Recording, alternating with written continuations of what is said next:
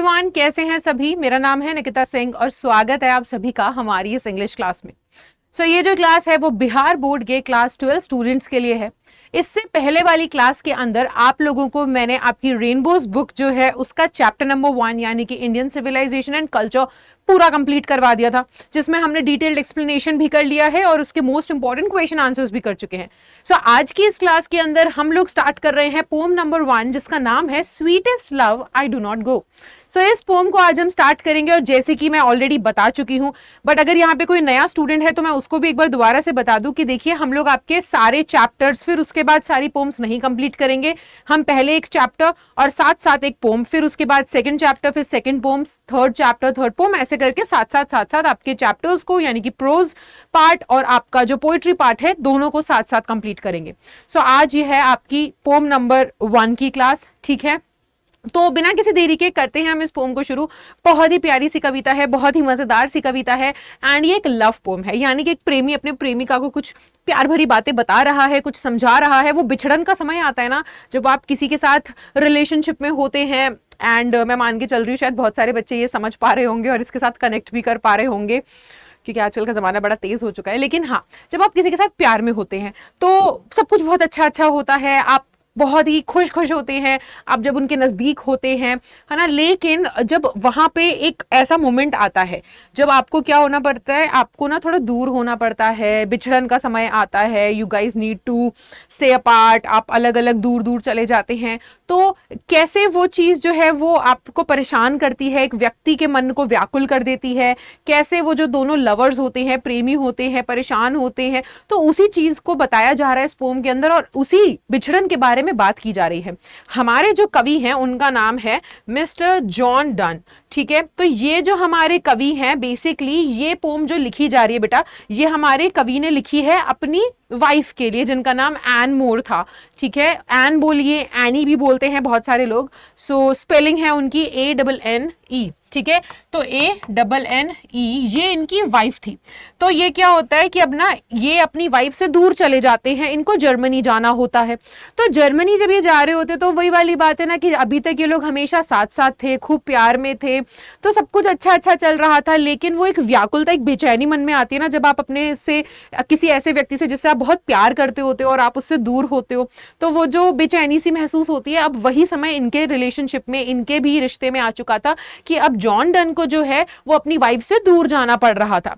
तो वो अपनी वाइफ के लिए ये कविता लिखते हैं, उन्हें समझाते हुए और बोलते हैं कि मेरी प्रिय, है ना, कि मैं तुमसे दूर नहीं जा रहा हूं, कहीं भी मैं कहीं दूर नहीं जाने वाला हूं, मैं वापस जरूर आऊंगा। लेकिन तब तक तुम्हें किस प्रकार अपना ध्यान रखना है, किस प्रकार तुम्हें चीजों को समझना है ना। तो ये जो डिस्टेंस आ गया है हमारे बीच में, जो दूरी आने वाली है हमारे बीच में, इस दूरी में तुम्हें अपना भी ध्यान रखना है और थोड़ा समझना पड़ेगा कि ये दूरियां तो आती ही हैं, इसमें अपने आप को ज्यादा परेशान मत करो, ज्यादा रो मत। तो ये जो पोम है ना, ये इस तरीके से एक लव पोम है जिसमें जॉन डन अपनी वाइफ को ये सारी बातें बता रहे हैं। और इसी तरीके से अगर आप देखिए तो ये जो पोम का जो टाइटल है, जो नाम दिया गया है कविता को, वो भी यही है, स्वीटेस्ट लव, कि मेरी प्रिय, आई डू नॉट गो। अब यहाँ पे जो गो की स्पेलिंग है वो तुम सोच रहे होगे कि मैम ये गोई है क्या है, क्योंकि लास्ट में ई लिखा हुआ है। तो बच्चे यहाँ पर ये बात आपको समझना पड़ेगा कि ये कविता ना अभी ये मॉडर्न इंग्लिश में नहीं लिखी गई है, ये बहुत पुराने समय पर लिखी गई है। तो तब और अब में ना देखो जो भाषा है वो भी इवॉल्व होती है, वो भी चेंज होती है समय के साथ। तो तब की भाषा में, अब की भाषा में, यानी कि अंग्रेजी में फर्क है। तब स्पेलिंग्स अलग थी, आज स्पेलिंग्स अलग हैं। तो ये उस समय पे लिखी गई है, तो इसलिए कुछ स्पेलिंग्स आपको कविता में देखने को मिलेंगे जिससे आप रिलेट नहीं कर पाओगे, आप सोचोगे क्या लिखा हुआ है। लेकिन ये क्या है, ये ओल्ड इंग्लिश है, ये एंशिएंट इंग्लिश में लिखी गई है। हम लोग आज जो पढ़ रहे हैं वो मॉडर्न इंग्लिश है। तो आपको टेंशन लेने की जरूरत नहीं है, मैं सभी वर्ड्स का मीनिंग आपको बता करके चलूंगी, ठीक है। तो आपके लिए वो सारी चीजें क्लियर हो जाएंगी। ओके, तो sweetest love I do not go, poem number 1 written by John Donne. तो करते हैं हम इसको शुरू और सबसे पहले हम हमारे कवि के बारे में जान लेते हैं, उनके बारे में पढ़ लेते हैं। केवल इसलिए नहीं क्योंकि आपके एग्जाम में जरूरी है, ये एग्जाम में पूछा जाएगा। देखिए एग्जाम के लिए तो बहुत ज्यादा जरूरी है ही बेटा, है ना। एग्जाम में तो आपसे पूछा जाएगा ही कि भाई कवि कौन थे और उनके मरने और उनके पैदा होने का समय भी आपसे पूछा जा सकता है। तो इन चीजों को तो आपको ध्यान में रखना ही है, बल्कि इसलिए भी ये पढ़ना जरूरी है ताकि जो पोम है उसकी, उस कविता की अंडरस्टैंडिंग आपको अच्छे से हो जाए। चलिए तो शुरू करते हैं। जॉन डन जिनका जन्म कब हुआ था? 1572 में इनका जन्म हुआ था और 1631 में इनकी मृत्यु हुई थी। ठीक है, तो इस चीज को याद रखेंगे सब लोग। The Pioneer of a new kind of lyrical and satirical verse called metaphysical was born in London into a prosperous Roman Catholic family। अब यहां पर वो क्या कह रहे हैं? पायनियर यानी कि आप कह सकते हो कि प्रथम, नए, पहले, है ना, आप ये कह सकते हो। तो ये ना अपने ही जिस प्रकार की कविता लिखते हैं ये पहले व्यक्ति थे। ठीक है, जो कैसे लिख रहे थे? जो कि लिरिकल यानी कि गीत के रूप में कविताएं लिख रहे थे, सटायरिकल व्यंग्यात्मक कविताएं लिख रहे थे, है ना, जो कि क्या थे? कॉल्ड मेटाफिजिकल, आध्यात्मिक कविता थी। यानी कि एक गीत के रूप में लिखी जा रही कविता और गीत के रूप में कविता को लिखना, उसको पेश करना, व्यंग्यात्मक होना कविता का और आध्यात्मिक होना, तो इन सब चीजों पे इनकी क्या थी? इनकी पकड़ थी। इनकी कविताएं कुछ ऐसी हुआ करती थी और ये अपने ही प्रकार के पहले प्रथम व्यक्ति थे जो इस प्रकार की कविताएं जिसने लिखनी चालू करी थी। अब इनका जन्म कहां हुआ था? इनका जन्म हुआ था लंदन में। अब लंदन में ये ना एक बहुत ही समृद्ध परिवार में पैदा हुए थे। इनका परिवार जो था वो ट्रेडर्स का था। ठीक है, यानी कि व्यापारियों का परिवार था। काफी अच्छा समृद्ध परिवार में पैदा हुए थे, लेकिन वो परिवार क्या था? वो धर्म से वो परिवार जो है ईसाई धर्म का था। रोमन कैथोलिक फैमिली थी। ठीक है, इनकी तो एक ईसाई धर्म के परिवार में ये पैदा हुए थे, लंदन में पैदा हुए थे, व्यापारियों के घर पे पैदा हुए थे, समृद्ध परिवार में इनका जन्म हुआ था। लेकिन उस समय पे क्या हुआ था? जिस समय पे ये पैदा हुए थे यानी कि 1572 के समय में, है ना, उस समय में इंग्लैंड जो है वो स्टॉन्चली यानी कि कट्टर तौर पे, ठीक है, वो एंटी कैथोलिक था। यानी कि वो इनसे मतलब कैथोलिक क्या है? आप कह सकते हो ईसाई धर्म के जो फॉलोअर्स होते हैं, जो लोग ईसाई धर्म को मानते हैं, है ना, ईसाई धर्म के होते हैं, वो कैथोलिक होते हैं। अब उस समय पे क्या चल रहा था? इंग्लैंड लंदन में है, लंदन इंग्लैंड में है ना, इंग्लैंड के अंदर लंदन है। तो ये लंदन में इनका जन्म हुआ था, लेकिन बदकिस्मती से उस वक्त क्या चल रहा था? उस वक्त ना लोग जो है एंटी कैथोलिक हो रखे थे। इंग्लैंड में एक मूवमेंट चल रहा था। इंग्लैंड में कट्टर तौर पे लोग क्या कर रहे थे? लोग ना ईसाई धर्म के विरोध कर रहे थे। ठीक है, ईसाई धर्म का विरोध चल रहा था उस समय और ये ईसाई धर्म में पैदा हुए थे। तो Donne was forced to leave Oxford university without a degree because of his religion. तो इस वजह से क्या हुआ कि ऑक्सफोर्ड यूनिवर्सिटी में पढ़ाई कर रहे थे ये और इनको ना यूनिवर्सिटी छोड़नी पड़ी। वो विश्वविद्यालय से इनको बाहर निकाल दिया गया था। इनको डिग्री भी नहीं दी गई थी इनके धर्म की वजह से, क्योंकि ये ईसाई धर्म के थे और वहां पे ईसाई धर्म का विरोध चल रहा था, तो इनको वहां से निकाल दिया गया था। He studied law and real theology. अब इन्होंने धार्मिक स्टडीज करी, ठीक है, धर्म ग्रंथों की स्टडी करी और साथ ही साथ इन्होंने कानून भी पढ़ा। He also participated in 2 naval expeditions. Naval का मतलब है नेवी रिलेटेड। ठीक है, तो उन्होंने ऐसे भी एक्सपीडिशंस में, ऐसे भी खोज में, ऐसे भी चीजों में इन्होंने पार्टिसिपेट किया और साथ ही साथ ये सेक्रेटरी भी बन गए थे to a powerful noble, a job he lost, है ना। तो एक बहुत ही बड़े व्यक्ति के, ठीक है, एक बहुत ही पावरफुल, एक शक्तिशाली व्यक्ति था, ठीक है, उसके सेक्रेटरी भी बन गए थे ये। नेवल एक्सपेडिशन भी किया, यूनिवर्सिटी में भी गए, डिग्री नहीं मिली, धर्म की वजह से उनको निकाल दिया गया था डिग्री, बिना डिग्री के। उसके बाद इन्होंने जॉब करी, इन्होंने लॉ की पढ़ाई करी, थियोलॉजी की पढ़ाई करी और उसके बाद क्या हुआ? नेवल एक्सपेडिशंस, काफी कुछ काम करे और लास्ट में जाकर के एक बड़े ही अच्छे जो एक शक्तिशाली, एक पावरफुल व्यक्ति के यहाँ पर ये एक सेक्रेटरी का इनको जॉब मिल गया। पर वहां पे ना इनकी जॉब चली गई। He lost his job. क्यों चली गई? इनकी जॉब इस वजह से चली गई थी क्योंकि जिस व्यक्ति के ये सेक्रेटरी थे ना, इन्होंने उसी व्यक्ति की जो नीस है, जो भतीजी है, उसके साथ शादी कर ली थी गुप्त तौर पे, बिना किसी को बताए। यानी कि जिस घर में आपको भेजा गया कि आप यहाँ काम कर सकते हैं, वहीं पर किसी के साथ चक्कर चल गया था। तो यानी कि ये चीज हुई थी जिसकी वजह से क्या हुआ था? जिसकी वजह से इनको जेल भेज दिया गया था, है ना, इनको जेल भेज दिया गया था। ठीक है, he was sent to prison briefly, यानी कि थोड़े समय के लिए बीच में इनको जेल भी जाना पड़ा था इस वजह से, क्योंकि जिस व्यक्ति के यहाँ पे नौकरी कर रहे थे उसी की भतीजी से इन्होंने विवाह कर लिया, तो वो भी खुफिया तौर पे। ठीक है, इन 1615 एट द एज ऑफ 42। अब 1615 के समय में जब ये 42 साल के थे, Donne accepted ordination in the Anglican church and soon become one of the greatest preachers of his time. अब क्या होता है कि देखो, जैसे हमारे यहाँ पे होता है ना कि आप क्या बन जाते हो? आप पंडित बन जाते हो, एक बहुत ही बड़े किसी मंदिर में, है ना, एक पुजारी बन जाते हैं, फिर आप वहां पे क्या करते हो? उपदेश देते हो लोगों को, है ना, वो सभी चीजें होती है। तो ईसाई धर्म में भी, आपका जो क्रिश्चियनिटी है उसके अंदर भी यही सारी चीजें होती है कि आपको उपाधि दे दी जाती है, आप प्रीस्ट बन जाते हैं, पादरी बन जाते हैं और फिर आप क्या करते हो? फिर इन्होंने क्या करा?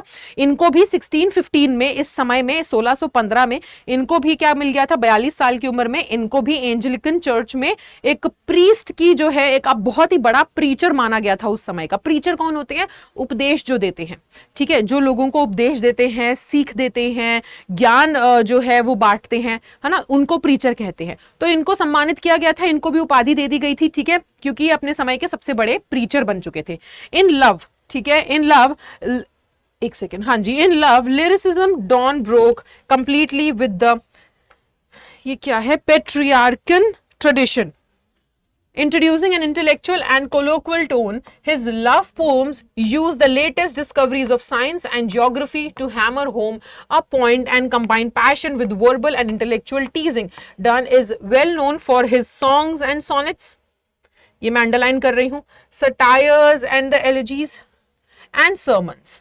Genuine poetic feelings, harsh meters, strained and whimsical images characterise all his poetic creations. अब वो यहाँ पर क्या बता रहे हैं कि इनकी खासियत क्या थी, किस तरीके की कविताएं लिखते थे। तो लिरिसिज्म, है ना, ये गीत के तौर पे कविताओं को लिखना पसंद करते थे, ये अपनी लव पोएम्स लिखते थे। और आज जो आप पढ़ने वाले हो वो भी क्या है बेटा, वो भी एक प्रकार की लव पोएम है, ठीक है। तो ये लव पोएम्स लिखा करते थे, और ये जो लव पोएम ये लिखते हैं उसके अंदर ये कंबाइन करते थे उस लव पोम को, उसके अंदर कविताओं में आपको साइंस भी देखने को मिलेगी, ज्योग्राफी भी देखने को मिलेगी। तो बहुत ही टेक्निकल तौर पे भी और फीलिंग्स को भी एक्सप्रेस करते थे। इन सब चीजों का मिला जुला कॉम्बिनेशन आपको इनकी पोम्स में देखने को मिलता है, ठीक है, वही चीजें यहाँ पर मेंशन्ड है।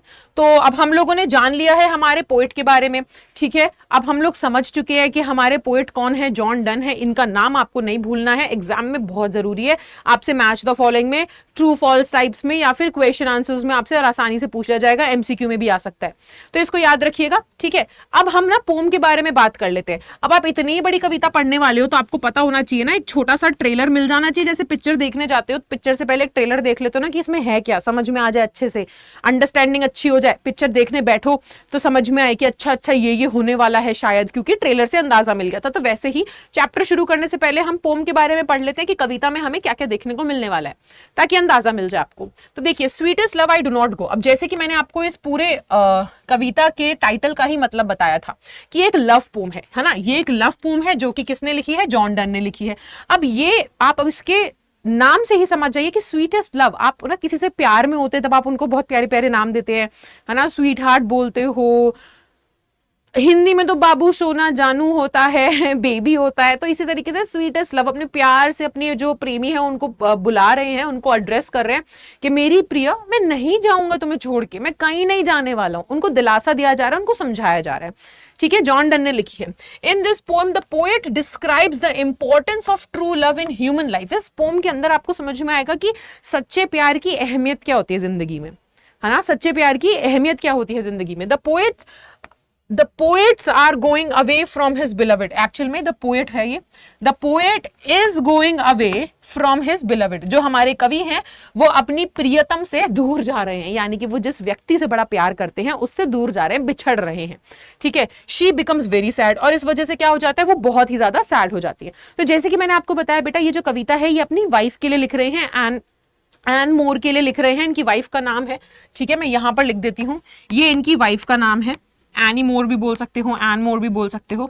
तो ये इनकी वाइफ का नाम है। ये कविता ना ये इनके लिए लिखी जा रही है, क्योंकि ये अपनी बीवी से बिछड़ रहे थे, बहुत प्रेम करते थे इनसे दूर जा रहे थे। और ये जो है इनकी वाइफ बहुत ही उदास हो जाती है, ठीक है। और बहुत उदास हो जाती है तो क्या करते हैं, द पोएट कंसोल्स, वो समझा रहे हैं अपनी उस व्यक्ति को जिससे बहुत प्यार करते हैं, अपनी वाइफ को, ठीक है, अपने प्रेमी को ये समझा रहे हैं और बता रहे हैं कि देखो ये टेम्पररी सेपरेशन है, यानी कि ये परमानेंट नहीं है, ये कुछ समय के लिए है। ये जो बिछड़न है, ये जो दूरी आ रही है, जो हम बिछड़ रहे हैं, कुछ समय के लिए, हमेशा ऐसा नहीं रहने वाला है, उदास मत हो।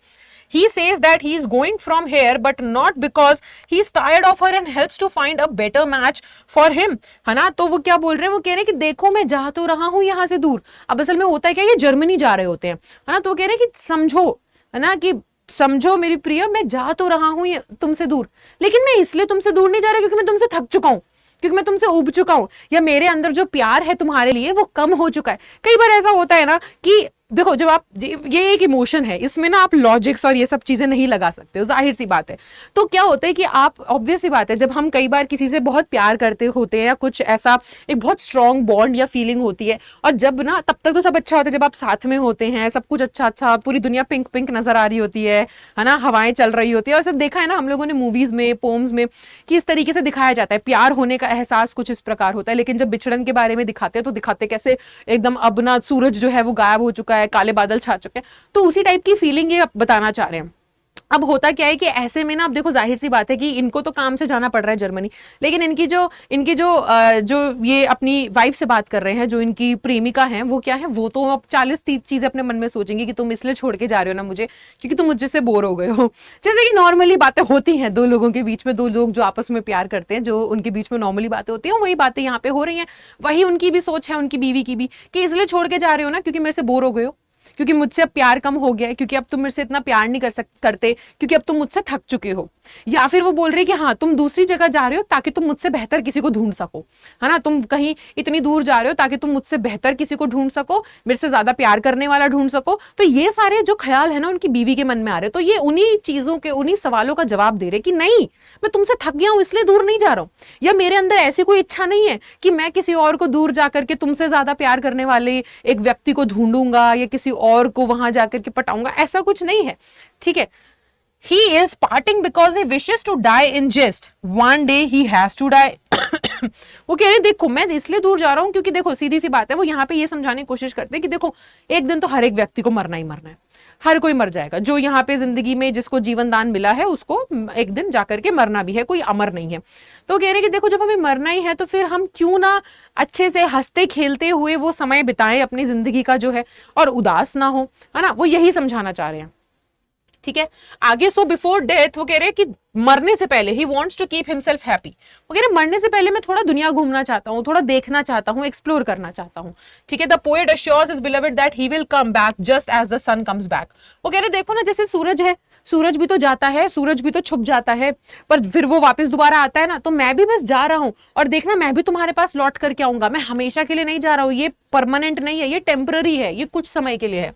He promises that he will become faster than the sun। वो कहते हैं कि मैं सूरज से भी तेज बन जाऊंगा, सूरज से भी तेज बन जाऊंगा, सूरज जैसे घूम करके वापस आता ना, मैं बहुत जल्दी वापस आऊंगा तुम्हारे पास। ठीक है, तो he tells her that this parting is nothing in comparison to the final parting which comes with death। वो कह रहे हैं ये तो कुछ भी नहीं है, एक दिन हमको मर जाना है, एक दिन अगर मैं मर जाऊंगा तो तब भी तो हमारे जो है हम एक दूसरे से बिछड़ जाएंगे, और वो बिछड़ना जिंदगी भर के लिए होगा, हमेशा के लिए होगा। लेकिन आज हम जो बिछड़ रहे हैं, ये बिछड़ना तो कुछ भी नहीं है। यहाँ तो हमें पता है कि हम एक दूसरे से वापस मिलेंगे, हमें वो हमारे मन में वो आशा है, वो उम्मीद एक जागी हुई है, तो ये तो कुछ भी नहीं है। हमें तो एक दिन परमानेंटली हमारी तो सांसें रुक जाएंगी, हम तो मर जाएंगे, तब का क्या, तो ये तो कुछ भी नहीं है उसके सामने, ये तो थोड़े समय की बात है। So she should not shed tears over his departure. वो कह रहे इसलिए तुम्हें रोना नहीं है, अभी मेरे जाने पर तुम्हें आंसू नहीं बहाने हैं। He further says that even if he dies he will be present in her, so there is no question of separation. वो कह रहे हैं अगर मैं मर भी गया ना, मैं तब भी तुम्हारे अंदर जी रहा हूंगा, तब भी मैं तुम्हारे अंदर जीवित हूंगा। तो यहाँ पे तो फिर उदास होने का तो कोई सवाल ही नहीं उठता है। Thus, the poet means to say that true love cannot be separated even by death. They are never parted from each other. कह रहे इसलिए इस पूरी पोम में आपको ना वो यही समझाना चाह रहे हैं कि देखो आप जब किसी से सच्चा प्यार करते हो ना, तो फिर वो प्यार कहीं नहीं जाता है, वो एक फीलिंग है जो हमेशा मन में रह जाती है। ठीक है, वो प्यार कभी भी खत्म नहीं होता है, वो कहीं नहीं जाता है, चाहे फिर मौत आ जाए, चाहे फिर कुछ आ जाए, आप ना बिछड़ते नहीं हो फिर कभी भी। वो कहते हैं ना, मूवीज में भी दिखाते होंगे आपने, कहीं कितनी बार देखा होगा कि क्या होता है कि जब आप किसी से प्यार करते हो तो योर सोल्स बिकम वन, है ना, आप एक ही व्यक्ति होते हो, आपकी आत्मा जो है वो एक दूसरे से इस प्रकार जुड़ जाती है जो कभी बिछड़ नहीं सकती। फिर जब आप मर भी जाएंगे उसके बाद भी आपके मन के अंदर तो वो इंसान जीवित रहता है।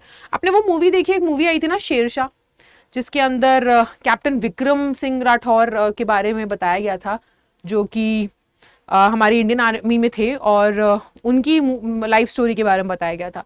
तो उसमें देखा है ना तुम लोगों ने, वो मूवी में दिखाते हैं कि वो तो क्या हुआ कि वो जो वॉर था, उस वॉर में, उस जंग में मारे गए, लेकिन पीछे से जो लेडी थी उनकी लाइफ में, जो उनसे बहुत प्यार करती थी, है ना, तो उन्होंने तो आज भी, और ये कितने समय पहले की बात है, वो तो आज भी जो है उन्होंने किसी से शादी नहीं करी है, वो तो आज भी क्या है, आज भी उनके, वो खुद बोलती है कि आज भी मेरे मन में जो है ना वो विक्रम, कैप्टन विक्रम जो है वो जिंदा है। तो मैं किसी से मेरे को विवाह नहीं करना है दोबारा से, और आज मैं खुश हूं, हम अभी भी बिछड़े नहीं हैं। तो यही इसी सच्चे प्यार के बारे में वो बात कर रहे हैं इस कविता के अंदर, वो यही समझाने की कोशिश कर रहे हैं कि मरने के बाद भी हम नहीं बिछड़ते हैं, सच्चा प्यार कुछ ऐसा होता है, ठीक है, हम एक दूसरे के अंदर जिंदा रहते हैं। चलिए तो एक बार थीम देख लेते हैं। अब आप समझ गए हो कि कविता का सार क्या है, क्या इसमें पढ़ाया जा रहा है, क्या इसमें पढ़ने को मिलेगा। तो थीम देख लेते हैं, बहुत जरूरी है। थीम बोलिए या सेंट्रल आइडिया बोलिए, आपके क्वेश्चन जो है यहां से आता है आपके एग्जाम में। तो एक बार हम इसको भी समझ लेते हैं कि किस मुद्दे पे पूरी चर्चा हो रही है, क्या टॉपिक, क्या थीम हाईलाइट करने की कोशिश की जा रही है। The speaker of song sweetest love I do not go takes on a determined but unfailingly loving tone. So basically इसके अंदर ना जो स्पीकर यानी कि जो हमारे कवि हैं, जो ये कविता लिख रहे हैं, sweetest love I do not गो, वो इसके अंदर एक प्यार की भावना के साथ ही बात कर रहे हैं, ठीक है। He does everything he can in these short stanzas to convince his lover that any period of separation they are forced to endure is nothing. वो इन पूरी लाइनों में ना, वो पूरी जितनी उनमें क्षमता है, वो पूरी क्षमता से क्या करने की कोशिश कर रहे हैं, अपने प्रेमी को समझाने की कोशिश कर रहे हैं कि कितना ही हमें बिछड़ना पड़ जाए, लेकिन कैसा भी बिछड़न जो है वो हमको एक्चुअल में दूर नहीं कर पाएगा एक दूसरे से। असल में हम दोनों को एक दूसरे से दूर नहीं कर पाएगा, ठीक है। If they are together in love and mutual happiness, then they can outlast the pain and come together once more. वो कह रहे हैं कि अगर हमारे मन में एक दूसरे के लिए प्यार है ना, अगर हम एक दूसरे को असलियत में समझते हैं, एक दूसरे के लिए प्यार है, तो कितना ही बिछड़न हो जाए लेकिन फिर हम दोबारा एक दूसरे से जरूर मिलेंगे, ठीक है। और आगे क्या है वो बोल रहे हैं, जैसे देखो ना, जैसे सूरज जो है वो क्या करता है, वो एक दिन जो है सूरज उगता है, ठीक है, और उगने के बाद वो सूरज फिर एक समय पर जाकर के ढल भी जाता है ना। सूरज उगता है, फिर एक समय पर जाकर के ढल भी जाता है, और फिर रात आती है। लेकिन वो रात क्या है, वो एक तरीके का वही है ना कि आप सूरज को देख पा रहे हो, लेकिन जब रात आई तो आप सूरज से बिछड़ गए, लेकिन जैसे सूरज वापस से सूर्योदय होता है वैसे मैं वापस आऊंगा। ये कुछ समय का बिछड़न है, बस यही समझा रहे हैं वो इसमें, ठीक है। तो अब इसके साथ हम जो है हमारी पोम को फाइनली स्टार्ट करते हैं। पोम एनालिसिस हम लोग शुरू करते हैं, लाइन बाय लाइन पढ़ेंगे और समझेंगे। तो sweetest love I do not go for weariness of thee, nor in hope the world can show a fitter lover for me. But since that I must die at last, 'tis best to use myself in jest, thus by fine deaths to die. अब वो क्या बोल रहे हैं यहाँ पर, अब वो ये कहना चाह रहे हैं कि sweetest love I do not go, कि देखो मेरी प्रिय, मैं कहीं नहीं जा रहा हूं, मैं कहीं नहीं जा रहा हूं, मैं तुमको छोड़ करके नहीं जा रहा हूं। For weariness of the, weariness का मतलब है क्योंकि मैं तुमसे थक गया हूं, है ना। ये मत सोचो कि मैं तुमसे थक गया हूं इसलिए मैं तुमको छोड़ करके जा रहा हूं, या फिर मैं इसलिए, ना ही तो इस आशा में कि इस दुनिया को, ये दुनिया मुझे दिखा सकती है तुमसे बेहतर प्यार करने वाला, तुमसे ज्यादा सच्चा मोहब्बत करने वाला। तो यहां पर वो पहले तो ये कहना चाह रहे हैं कि देखो ये मत समझो, है ना, ये मत सोचो, ये मत समझो कि मैं तुमको छोड़ करके जा रहा हूं क्योंकि मैं तुमसे थक गया हूं, है ना, या फिर मैं इसलिए छोड़ करके तुमको जा रहा हूं क्योंकि क्या, क्योंकि सॉरी बेटा, ठीक है। ये मत सोचो कि मैं तुमको छोड़ करके जा रहा हूं क्योंकि मैं तुमसे थक गया हूं, ना ही ये सोचो कि मैं इस आस में, इस आशा में जा रहा हूं क्योंकि मैं दुनिया में देखना चाहता हूं, या मैं चाहता हूं कि दुनिया मुझे एक ऐसा व्यक्ति दिखाए जो कि मेरे लिए फिटर लव है, यानी कि तुमसे ज्यादा फिट है मेरे लिए, यानी कि तुमसे ज्यादा अच्छा महबूब है मेरा, या तुमसे ज्यादा अच्छा प्रेमी है मेरे लिए। मैं दुनिया में ये देखना नहीं चाहता, इस उद्देश्य से मैं दुनिया में नहीं जा रहा हूं, इस उद्देश्य से मैं दुनिया में तुमसे दूर नहीं जा रहा हूं, ये मत सोचना, ठीक है। बट सिंस दैट आई, लेकिन क्योंकि, लेकिन इसलिए क्योंकि I must die at last, क्योंकि मेरे को देखो मर ही जाना है। ये तो सारी सी बात है ना कि जो व्यक्ति पैदा होता है उसको एक ना एक दिन मरना ही होता है। वो कह रहे देखो क्योंकि मुझे एक ना एक दिन तो मर ही जाना है ना। टिस बेस्ट, टिस का मतलब है इट इज बेस्ट, है ना। टिस का मतलब क्या होता है बेटा, इट इज, यह है। तो वो कह रहे देखो एक दिन तो वैसे भी, देखो क्योंकि एक दिन तो मुझे वैसे भी मर ही जाना है, तो ये ही बेस्ट है ना, to use myself in jest, कि मैं अपने आप को, मैं जिंदगी अच्छे से बिताऊं, मजाक मस्ती में बिताऊं, मजे करते हुए जिंदगी बिताऊं, thus by fine deaths to die. अब यहां पर DYE लिखा हुआ है, ये पुराने जमाने में इस तरीके से लिखा जाता था बेटा, ठीक है। तो ये एक्चुअल में क्या है, ये डाई, ये वाला डाई है, ठीक है, मरना। ये डाई क्या है, ये वाला डाई है, ठीक है, ओके। तो वो यहां पर क्या समझाना चाह रहे हैं, वो यहां पर ये कहना चाह रहे हैं sweetest love I do not गो, कि मेरी प्रिय, मेरी जान, मैं इसलिए तुमसे दूर नहीं जा रहा हूं क्योंकि मैं तुमसे थक चुका हूं, या मैं तुमसे उब चुका हूं, ना ही मैं इस आशा में जा रहा हूं कि ये दुनिया मुझे तुमसे ज्यादा अच्छा महबूब दे सकती है, तुमसे ज्यादा अच्छा प्रेमी खोज करके मेरे को दुनिया में मिल जाएगा। इसलिए नहीं जा रहा हूं मैं। देखो मेरे को तो वैसे भी मर ही जाना है ना, मुझे तो वैसे भी मर ही जाना है अंत में। तो यही सबसे बेस्ट है कि मैं अपना जीवन जो है, तुम अपना जीवन जो, हम अपना जीवन बहुत अच्छे से हंसी मजाक में, मस्ती में, बढ़िया तरीके से बिताएं। और तुम यही सोच लो ना, फेंड का मतलब क्या है, नाटक। तो हम क्यों ना फिर ऐसा ही सोच लें कि मैं कुछ समय के लिए मर चुका हूं। आप समझ रहे हैं यहां पर वो क्या कहना चाह रहे हैं? कह रहे देखो वैसे तो मुझे मर ही जाना है ना, एक दिन तो मैं वैसे भी मर जाऊंगा, तब भी तो बिछड़न होगी। तो तुम अभी इतना सोच सोच के परेशान मत हो। तुम ऐसे मान लो, ये नाटक कर लो कि ये नाटक कर लेते हैं, इस प्रकार मान लो इस बात को कि मैं मर ही चुका हूं, यही मान लो कुछ समय के लिए। असलियत में नहीं मरा हूं, लेकिन मान लो ये चीज, इस चीज का नाटक हम अभी कर लेते हैं, ठीक है, ताकि तुमको मानसिक रूप से शांति मिले, तुम परेशान ना हो मेरे जाने से, ठीक है। ये वो बोल रहे हैं। आया समझ में? इतना क्लियर है पहले वाले स्टैंजा से। सेकेंड स्टैंजा पे आते हैं।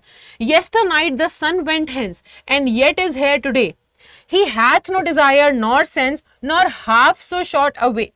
Then fear not me, but believe that I shall make speedier journeys, since I take more wings and spurs than he.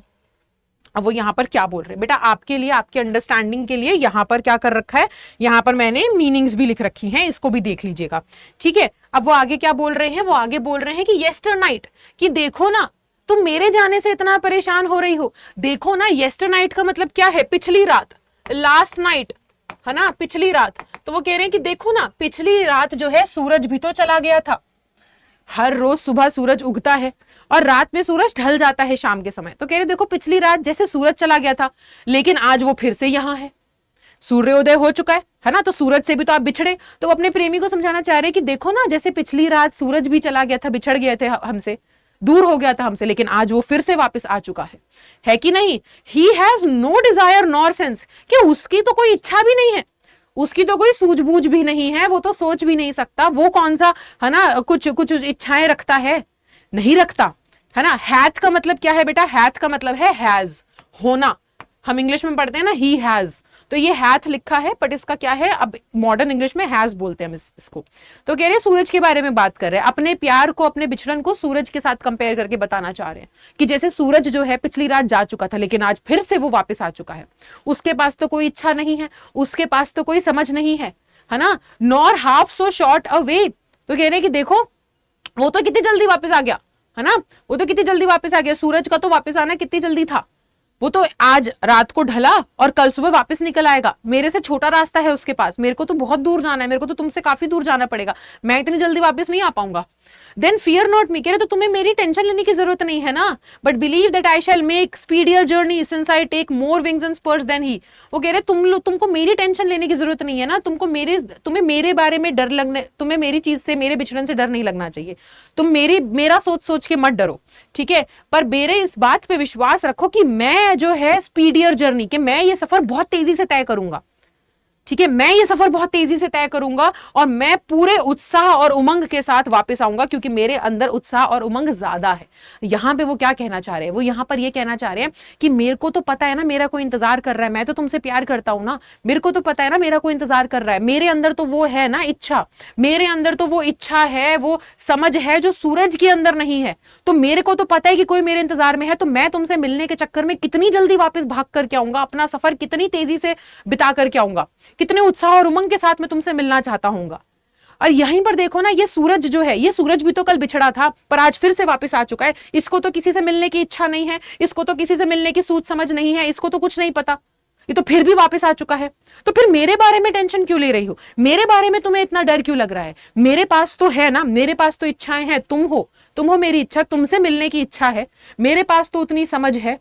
तो इसी वजह से मेरे बारे में मत टेंशन लो, मैं बहुत जल्दी में, मैं बहुत स्पीडियर यानी कि बहुत रफ्तार में अपना सफर तय करूंगा और उत्साह और उमंग के साथ वापस आऊंगा, और मेरे अंदर उससे, सूरज से ज्यादा उत्साह और उमंग है तुमसे मिलने के लिए, तो मैं वापस आऊंगा, जल्दी ही वापस आऊंगा, ये वो समझाना चाह रहे हैं। Oh, how feeble is a man's power, that if good fortune fall, cannot add another hour, nor a lost hour recall, but come bad chance, and we join to it our strength, and we teach it art and length itself or us to advance. अब वो कह रहे कि ओ देखो ना, अरे कितना कमजोर है आदमी, है ना। यहाँ पे फीबल का मतलब क्या है बच्चे, यहाँ पे फीबल का मतलब है कमजोर, वीक, ठीक है। तो वो कह रहे कि अरे देखो ना कितने कमजोर होती है आदमी की शक्ति, आदमी के पास कोई शक्ति ही नहीं है, कुछ ताकत ही नहीं है, आदमी की शक्ति कितनी कमजोर है कि नहीं, कि जब उसके पास अच्छा समय आता है, फॉर्चून यानी कि भाग्य, किस्मत, तो जब उस पे अच्छी किस्मत आन पड़ती है, जब उसका अच्छा समय चल रहा होता है, तो वो उस समय को 1 घंटा भी आगे नहीं खींच सकता। कई बार लगता है ना कि अच्छा समय चल रहा है, कितना बढ़िया मजा आ रहा है ना, काश ये समय और लंबा टिक जाए, काश एक और घंटा एक्स्ट्रा मिल जाए हमको, क्योंकि अच्छा समय बहुत तेजी से गुजरता है। तो इच्छाएं रखता है ना इंसान कि कितना अच्छा समय गुजर रहा है, ये समय खत्म ही नहीं होना चाहिए। तो कह रहे देखो ना इंसान कितना निहत्था है, उसकी पावर कितनी ज्यादा कमजोर है, उसके पास इतनी पावर है ही नहीं कि जब उसके ऊपर अच्छा समय आन पड़ता है, उसकी किस्मत अच्छी चल रही होती है, तो वो उस अच्छी किस्मत में 1 घंटा और ऐड कर सके, उसका समय बढ़ा सके, नहीं कर पाता वो, है ना। और ना ही वो बीते हुए समय को वापस लेकर आ सकता है, नॉर अ लॉस्ट आवर, है ना, बीता हुआ जो समय है उसको रिकॉल कर सके, उसको वापस ला सके, नहीं है इंसान के पास इतनी क्षमता, इतनी पावर। लेकिन वहीं पर जब हमारे पास बैड चांस यानी कि बुरा समय आता है ना, वहीं पर देखो जब हमारे पास बुरा समय आता है तो हम अपना पूरा क्या कर लेते हैं, वी ज्वाइन, क्या कर लेते हैं, हम पूरा का पूरा जो हमारी क्षमता है, हमारा जो बल है, जो हमारे अंदर ताकत है, हम वो पूरी ताकत एक साथ इकट्ठी कर लेते हैं, है ना, उस बुरे समय में। और क्या करते हैं, और हम उसको ना खींच जाते हैं। वो जो बुरा समय है वो कितना, ऐसा लगता है ना कितना लंबा चले जा रहा है, चलता ही चला जा रहा है, बुरा समय खत्म ही नहीं हो रहा है, और अच्छा समय कितनी जल्दी खत्म हो जाता है। तो हम सोचते हैं कि काश ये और ज्यादा टिक जाता। तो वो यही बताने की कोशिश कर रहे हैं कि देखो हमारे इंसान की ताकत तो देखो कितनी कमजोर है, कितना कमजोर है इस इंसान की ताकत, कि जब उस पर अच्छा समय आन पड़ता है तो वो समय इतनी जल्दी निकल जाता है कि वो उस समय में एक एक्स्ट्रा घंटा भी नहीं जोड़ पाता, और वहीं पर वो बीते हुए समय को वापस नहीं ला सकता। लेकिन अगर बुरा समय आ जाए तो बुरे समय के अंदर वो पूरी अपनी क्षमता लगा लेता है, और वो क्या करता है, उस बुरे समय के अंदर अपनी उसी बुरी किस्मत को रोता पीटता रहता है, परेशान होता रहता है, और उस चीज को बहुत लंबा खींच देता है। उसका जो लेंथ है, उसकी जो लंबाई है, वो बहुत लंबी कर देता है ना, सोच सोच के तो वो बुरा समय बहुत लंबा लगने लग जाता है। और क्या करता है, और इटसेल्फ, ओवर का मतलब है ओवर अस टू एडवांस, और इस तरीके से बुरा समय हम पर हावी हो जाता है। ये समझाना चाह रहे हैं जॉर्डन यहां पर कि देखो ये बुरा समय जो है, इसमें ना हम जितना सोचते हैं क्या होता है, हम उतना उस बुरे समय में वो बुरे समय को खींच देते हैं, उसकी लंबाई फिर हमें बड़ी लगने लग जाती है, वो बुरा समय हमें बहुत बड़ा लगने लग जाता है, और इस प्रकार वो बुरा समय हम पे हावी हो जाता है। तो वो यही देखो यहाँ पे समझाने की कोशिश कर रहे हैं।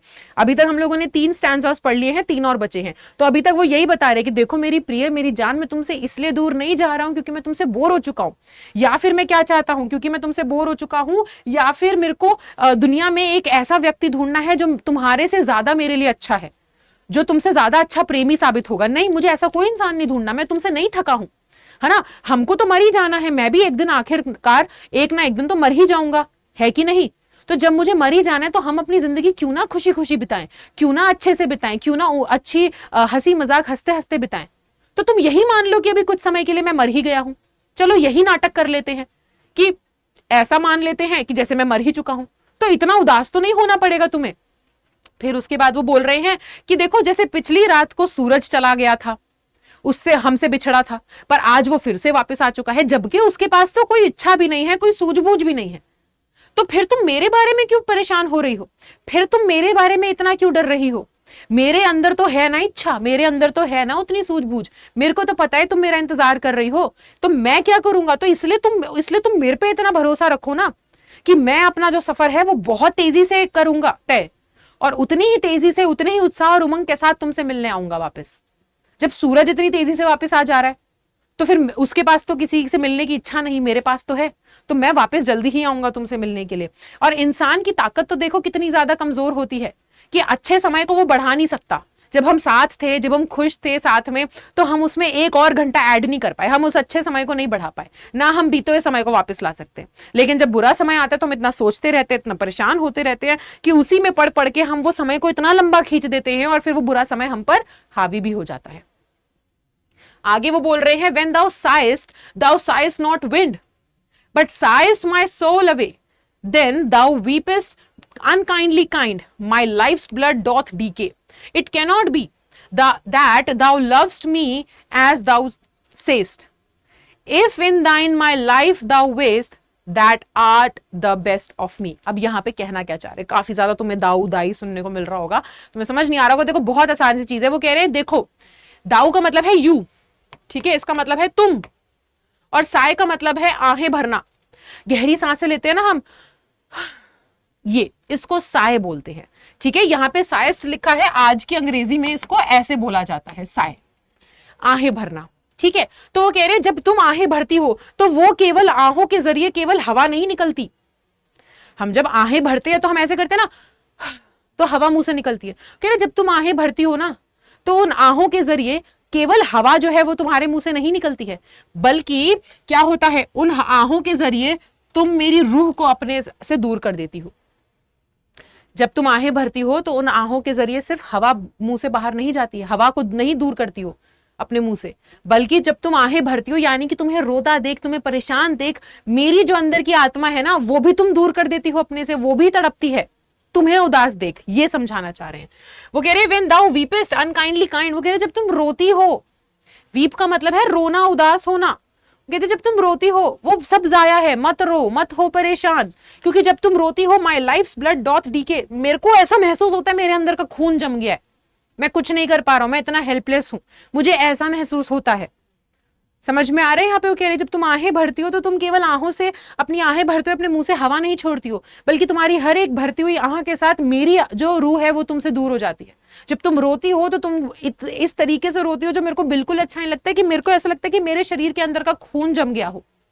इट कैनॉट बी, ऐसा नहीं हो सकता कि तुम मुझसे उतना ही प्यार करती हो जितना तुम कहती हो, है ना, दैट दाउ यानी कि यू लव मी, है ना, it cannot be that you love me as you say, कि ऐसा हो ही नहीं सकता, है ना। कई बार होता है ना कि हम किसी इंसान से इतना प्यार करते होते हैं लेकिन हम उसे बता नहीं पाते शब्दों में एक फीलिंग को बयान करना बहुत ही ज्यादा मुश्किल हो जाता है कि नहीं। तो वो यही समझ रहे हैं, जॉन डन अपने आप से ये समझ रहे हैं कि मैं मानता हूं और ऐसा हो ही नहीं सकता कि जितना तुम कहती हो मुझसे उतना ही प्यार करती हो, ऐसा तो नहीं हो सकता। If in thine my life thou waste that art the best of me, वो कह रहे हैं अगर मैं बताऊं ना मेरी जिंदगी में अगर कुछ है तो वो तुम हो, तुम सबसे बेस्ट हो, तुम्हारे अंदर हूं मैं।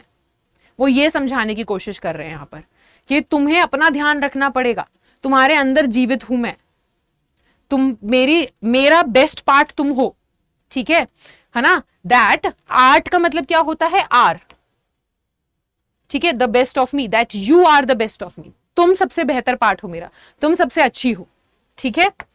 ये let not thy divining heart forethink me any ill, कह रहे तुम अपने इतने प्योर, इतने शुद्ध दिल से, अपने इतने साफ दिल से कुछ गलत मत सोचो मेरे बारे में। कई बार हमारा जो दिल होता है, कई बार हम किसी को बहुत प्यार करते होते हैं, किसी के साथ बहुत अटैच होते हैं, तो हम कई बार ऐसे सोच बैठते हैं ना, घबरा जाते हैं ना कि अरे कहीं कुछ हो ना जाए, कहीं कुछ गलत ना हो जाए, है ना, ये मेरे से इतनी दूर चला गया है। वो भी उनकी वाइफ भी सोच रही होंगी कि जॉन डन ये मेरे से इतनी दूर जा रहे हैं, कहीं कुछ गलत ना हो जाए, कहीं अगर मेरे से वापस कभी नहीं मिल पाए तो, कोई कुछ गलत कुछ काम हो गया तो, कोई एक्सीडेंट हो गया तो, कोई गलत ऐसा इंसिडेंट हो गया तो, एक्सीडेंट हो गया तो वो ऐसे ख्याल आने लग जाते हैं ना जो परेशान करते हैं दिमाग को। तो वो यही कह रहे हैं कि देखो तुम अपने इतने अच्छे, इतने शुद्ध, इतने साफ दिल में कुछ भी ऐसा मत सोचो खराब मेरे बारे में, क्योंकि कई बारी हमारा भाग्य क्या करता है, कई बारी ना हमारा भाग्य उस चीज को भी सच कर देता है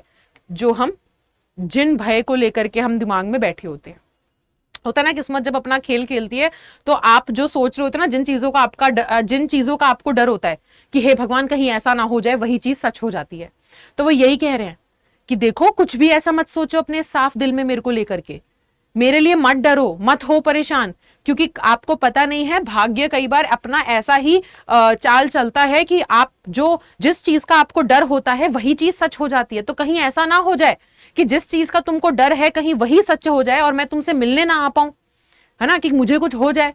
तो ऐसा मत सोचो अपने साफ दिल में, ठीक है। But think that we are but turned aside to sleep, वो कह रहे बल्कि तुम ऐसा सोचो कि जब तुम रात को सोने जाओ और तुमने इस तरफ अगर करवट कर रखी है तो तुम ऐसा सोच के चलो कि मैं तुम्हारे पीछे दूसरी ओर करवट करके सो रहा हूं। ये सोचो कि हम एक दूसरे से दूसरी तरफ मुंह मोड़ करके सोए हुए हैं लेकिन हम पास में ही हैं। वो कह रहे हैं वो ये कह रहे हैं कि देखो तुम अपने दिमाग में मुझे, अपने ख्यालों में मुझे जिंदा रखो, ऐसा मत सोचो कि मैं तुम्हारे पास नहीं हूं। जब रात को सोने जाओ और बिस्तर पे एक और करवट करके सो तो बस इतना सोचो कि बस इस तरीके से महसूस करो कि मैं तुम्हारे पास में ही हूं, बिस्तर पे दूसरी ओर करवट करके मैं वहीं सो रहा हूं। इस तरीके से सोचो, अच्छा सोचो, ठीक है, they who one another keep alive ne'er parted be. वो कह रहे देखो, नेर का मतलब है नेवर। वो कह रहे देखो, वह जो एक दूसरे के अंदर जीते हैं ना, वह जो एक दूसरे के लिए जीते हैं, एक दूसरे के अंदर जीते हैं, एक दूसरे के अंदर जो जीवित होते हैं, वो कभी एक दूसरे से अलग नहीं होते। यानी कि मौत भी आ जाती है ना, अगर आप किसी से प्यार करते हो और वो अगर आपके अंदर है, आप उसने अगर आपके दिल में जगह बना रखी है, आप उससे प्यार करते हो, तो उसका मतलब ये थोड़ी कि मृत्यु के बाद वो प्यार चला जाएगा, वो तो फिर भी आपके अंदर जीवित रहेंगे। तो कहते हैं कि देखो, ट्रू लव जो है ना, जो सच्चा प्यार है, उसको तो मौत भी जुदा नहीं कर सकती। तो ये जुदाई तो बहुत छोटी है, तो तुम किस बात से परेशान हो रही हो? मैं अभी गया हूं, मैं अभी वापस आ जाऊंगा, बस कुछ समय की बात है, इस कुछ समय को काट लो, बिना परेशान हुए, बिना कुछ गलत सोचे, बिना अपने आप को इस बुरे समय में, अब ये जो बुरा समय हम पर आ गया है कि हमें बिछड़ना पड़ रहा है, इस बुरे समय में इतना मत सोचो कि ये बुरा समय तुम्हारे लिए काटना मुश्किल हो जाए, मैं जल्दी ही वापस आऊंगा। ये मन में बिल्कुल मत रखो कि मैं तुमसे बेहतर किसी को ढूंढने जा रहा हूं या मैं तुमसे उब चुका हूं इसलिए मैं तुमसे दूर जा रहा हूं। नहीं, हर इंसान को एक ना एक दिन मरना है। यही मान लो कुछ समय के लिए, पर उदास मत हो। यही मान लो कुछ समय के लिए कि मैं नहीं रहा, पर इस तरीके से अपने आप को परेशान मत करो, क्योंकि तुम्हारी रोने के साथ मेरे शरीर का खून जम जाता है। तुम्हारी आंखों को देख करके मेरी रूह तड़पती है। तो मैं नहीं चाहता ये सब देखना, मैं नहीं देख पाऊंगा ये सब। वो ये बताना चाह रहे हैं यहाँ पर। और ये है आपके 6 स्टैंजास की पोम। ठीक है, 6 यहाँ पर पैराग्राफ हैं और हमने कर लिए हैं वो सभी कवर। ठीक है, तो सारे स्टैंजास हम लोग कवर कर चुके हैं। ओके चलिए, तो अब हम आ जाते हैं पोएटिक डिवाइसेस पर और इसके पोएटिक डिवाइसेस जरा देख लेते हैं कौन से हैं। सो मेटाफर, मेटाफर का मतलब क्या होता है? जब आप दो चीजों की तुलना करने के लिए, जब दो चीजों की तुलना करते हो आप, तब हम उसे मेटाफर बोलते हैं। ठीक है, तो मेटाफर एक कॉमन पोएटिक डिवाइस है जहां पर दो चीजों को क्या करा जा रहा होता है, दो चीजों को एक ही समान माना जा रहा होता है ना। आप उनको कंपेयर कर रहे होते हैं कि ये तो इसी के जैसा है, ये तो एकदम ऐसा है, तो आप दोनों के बीच में समानता जब कायम करने की कोशिश करो तो वो मेटाफर होता है। ठीक है, तो डॉन जो है वो क्या कर रहे हैं? Metaphor of his reason and desire to return to his beloved with the sun. वो सूरज से अपने आप को, सूरज को और अपने आप को एक समान मान रहे हैं कि जैसे सूरज वापस आ जाता है, उसके पास तो कोई इच्छा नहीं है, वैसे ही मैं भी वापस आ जाऊंगा। तो यहां पर वो क्या बोल रहे हैं? अपने आप की तुलना सूरज से कर रहे हैं कि जैसे वो वापस आया, मैं भी आऊंगा ना वापस तुमसे मिलने के लिए। उसके पास तो कोई इच्छा भी नहीं है किसी से मिलने की, कोई सूझबूझ भी नहीं है, मेरे पास तो है, तो मैं तो और तेजी से आऊंगा तुमसे मिलने के लिए, मेरे पास तो है एक इच्छा तुमसे मिलने की, है ना। तो यहां पर देखो, तो इन लाइनों में क्या है? तो इन लाइनों में आपको देखने को मिलेगा क्या? मेटाफर। अच्छा, दूसरा वो यहां पर बोल रहे हैं कि he compares himself to the sun, sun के साथ तो कंपेयर करते ही हैं। A similarity is drawn between beloved's tears and the poet's blood. वो आंसुओं और अपने खून के बारे में भी यहाँ पे बोल रहे हैं कि जिस प्रकार तुम्हारे आंसू टपकते जा रहे हो, उतना उतना मेरा जो है खून जो है वो उतना ऐसा शरीर में वैसा ही बह रहा है, एकदम जम गया है। ठीक है, मेरा खून एकदम ऐसा क्या हो जाता है, वो भी एकदम इस तरीके से जम जाता है तुम्हारे टपकते हुए आंसू को देख करके, तुम्हें रोता देख करके। तो यहाँ पर भी तुलना क्रिएट कर रहे हैं। ठीक है, एक सिमिलैरिटी बताने की कोशिश कर रहे हैं। पैराडॉक्स, पैराडॉक्स का मतलब क्या होता है? Functions as a means of setting up a situation, idea or concept that appears on the surface to be contradictory to or impossible. तो पैराडॉक्स का मतलब है जब आप ना एक चीज को दूसरी चीज के साथ तुलना करते हो, लेकिन वो क्या होता है, वो एक दूसरे से एकदम कॉन्ट्रडिक्टरी, एकदम अलग होते हैं। ठीक है, हैप्पी और सैड, हैप्पी मतलब खुश, सैड मतलब उदास। तो इन दो चीजों को आपस में कैसे यूज करा जाएगा, कैसे साथ में डाला जाएगा जब दोनों ही एक दूसरे से मेल नहीं खाते? तो दो ऐसी चीजें जो आपस में मेल नहीं खाती हैं, एकदम बेमेल है, उनको साथ में अगर आप यूज करो तो। Poet uses paradox in the statement where it seems contradictory but logically makes sense. अब यहां पर वो क्या बोल रहे हैं? देखो यहाँ पे feeble और पावर दोनों को इस्तेमाल किया जा रहा है ना। अब वो पावर का मतलब है शक्ति, फीबल का मतलब है कमजोर। अब ये दोनों चीजें क्या है? एक दूसरे से एकदम विपरीत हैं, पर इन दोनों का एक साथ इस्तेमाल किया जा रहा है ना। एकदम कॉन्ट्राडिक्टरी है, एकदम विपरीत है, बेमेल बातें हैं। एक तरफ आप बोल रहे हो कि इंसान की शक्ति कितनी कमजोर है, तो एक तरफ शक्ति की बात करी, एक तरफ कमजोरी की बात करी, दोनों आइडियाज को एक साथ यूज कर दिया, ये पैराडॉक्स है। ठीक है, वहीं पर देखिए वहां पे वो क्या बोल रहे हैं, एंड हैज यही चीज यहाँ पे एक्सप्लेन कर रखी है कि पैराडॉक्स कैसे इस्तेमाल किया गया है, क्योंकि वहां पे जॉन डन बोलते हैं कि इंसान की शक्ति कितनी कमजोर है कि वो एक अपने अच्छे समय में 1 भी घंटा जो है वो लंबा नहीं कर पाता है। ठीक है, तो वही चीज एक्सप्लेन कर रखी है, तो यहाँ पे पैराडॉक्स भी देखने को मिल रहा है। चलिए अगला है इमेजरी। इमेजरी का मतलब ना, जब ऐसे शब्दों का इस प्रकार लिखी जाए कविता कि आप इमेजिन करने लग जाएं, कि आपके दिमाग में एक इमेज आ जाए, एक चित्र बन जाए। तो use of imagery makes the reader visualise the writer's feelings and emotions. Imagery का इस्तेमाल करके कवि क्या करता है, जो पढ़ने वाले सभी लोग हैं उनके दिमाग में एक चित्र बन जाए, है ना, कि वो भी इमेजिन कर पाए। ठीक है, कि पोएट क्या समझाना चाह रहा है। तो वही यहाँ पे देखो, he depicts his this through an image of the falling and fading of good fortune and one's inability to add another hour. तो जब वो बात करते हैं अच्छे समय और बुरे समय कि हम अपना एक भी उसमें 1 घंटा ऐड नहीं कर पा रहे, तो वहाँ इमेजरी का यूज कर रहे हैं वो, ठीक है, उसके माध्यम से समझाना चाह रहे हैं। तो जब आप इस बारे में बात करते हो, जब आप रीड करो, तो आपके दिमाग में इमेज बन रही होगी ना कि हाँ, जब अच्छा समय आता है तो 1 घंटा ऐड नहीं कर पाते, पुराने समय को नहीं वापस ला पाते। तो इन सभी शब्दों के माध्यम से वो रीडर्स के दिमाग में भी एक इमेज क्रिएट करना चाह रहे हैं, अपने फीलिंग्स लोगों तक पहुंचाने की कोशिश कर रहे हैं, ठीक है। रिपीटेशन, जब एक ही चीज का बार बार रिपीटेशन हो, यानी कि बार बार दोहराई जाए, ठीक है, जब एक ही शब्द या एक ही फ्रेज बार बार दोहराया जाए। तो यहाँ पे व्हेन दाउ साइस्ट, है ना, तो साइस्ट, ये देखो एक ही शब्द बार बार यहाँ पे भी रिपीट हो रहा है, तो रिपीटेशन है, ठीक है, जब एक शब्द या कोई फ्रेज रिपीट हो। अच्छा, राइमिंग स्कीम क्या है? A B C D D C, आप खुद ही देख लीजिए, है ना। अगर आप यहां पर देखें तो इधर क्या है? Sweetest love I do not go, ए हो गया, ठीक है, चलो इसको दूसरे पेन से लिखते हैं। हाँ, ये क्या हो गया? ये ए हो गया। दी, ये हो गया बी। शो, गो और शो सेम लग रहा है, ए। मी, दी और मी, बी। आई, अब आई क्या है? आई यहाँ पे सी हो गया। बेस्ट और जेस्ट, ये डी। आई और डाई, ये दोबारा से सी। तो A B C D D C, ये आपका यहाँ पे राइमिंग स्कीम हमारे पास निकल करके आ रहा है, ठीक है। तो ये हमने राइमिंग स्कीम भी कर ली। अब इसके बाद हम लोग आ जाते हैं किस पे? अब हम देखते हैं पन। तो क्या है? Use of a word with double meaning, ऐसा एक शब्द जो आपको 2 मीनिंग होते हैं। बहुत सारे ऐसे शब्द होते हैं ना जिनके अनेक अर्थ होते हैं, तो यहाँ पर पन उसको बोलते हैं। जब आप एक ऐसा कविता में ऐसा शब्द इस्तेमाल करो जिसके अनेक मीनिंग हो, उसको हम बोलते हैं, ये कौन सा पोएटिक डिवाइस यूज किया जा रहा है? पन। तो स्पर्स का मतलब होता है मोटिव, है ना, and a part of something big. Spurs का मतलब होता है या तो उद्देश्य या फिर किसी एक बड़े से चीज का एक हिस्सा, उसे भी स्पर बोलते हैं। डिवाइनिंग का मतलब होता है हेवनली, है ना, और एंड अ परसीविंग हार्ट, ठीक है। डिवाइन हम कहते हैं ना, आध्यात्मिक, डिवाइन का मतलब एक आध्यात्मिक भी होता है और दूसरा क्या होता है? एक बहुत ही शुद्ध साफ दिल। तो ये 2 मीनिंग है, तो ऐसे वर्ड्स का यहाँ पर यूज किया गया है, ठीक है। अच्छा, हाइप इमेजरी, आप जानते हो इमेजरी सनसेट और सनराइज, तो जिस तरीके से वहां एक्सप्लेन किया जा रहा है, तो व्यूअर्स, रीडर्स के दिमाग में भी एकदम से जब वो बता रहा है कि देखो सूरज ढल गया, फिर वो कल वापस आएगा, तो आप जब उसे रीड करो तो आपके दिमाग में एक इमेजिनेशन भी चल रही होती, कल्पना भी आ रही होती है, ऐसे दिमाग में एक पिक्चर भी बन रहा होता है उसी चीज का। हाइपरबोली का मतलब होता है जब आप ना किसी चीज को बहुत बढ़ा चढ़ा करके बोले, ठीक है। तो देखो यहाँ पर, है ना, जब वो बोलते हैं ना कि तुम्हें रोता देख तो मेरा खून जम जाता है, जाहिर सी बात है जमता नहीं है, बट वो फीलिंग्स अपनी इस तरीके से दर्शाना चाह रहे हैं, बहुत बढ़ा चढ़ा करके, कि इस प्रकार मुझे दुख होता है, जैसे मानो खून जम गया। तो यहाँ पे हाइपरबोली का भी इस्तेमाल किया गया। तो ये सभी पोएटिक डिवाइसेस यूज किए गए हैं, ठीक है। चलिए, तो इसी के साथ बच्चे आज की क्लास में हम लोगों ने कर लिया है हमारा डिटेल्ड एक्सप्लेनेशन हमारी poem number 1 sweetest love I do not go का, और अगली क्लास में हम करने वाले हैं एमसीक्यू और इसके मोस्ट इंपॉर्टेंट क्वेश्चंस। तो मैं आपसे मिलूंगी अब अगली क्लास में। आई होप आपको ये वीडियो बहुत ही अच्छी लगी होगी, अच्छे से समझ में आया होगा। एंड अगर कोई भी डाउट है और कोई भी सुझाव है तो आप कॉमेंट सेक्शन में मुझे जरूर बताइएगा। मैं आपसे मिलूंगी अगली क्लास में, तब तक के लिए bye bye, take care and thank you so much.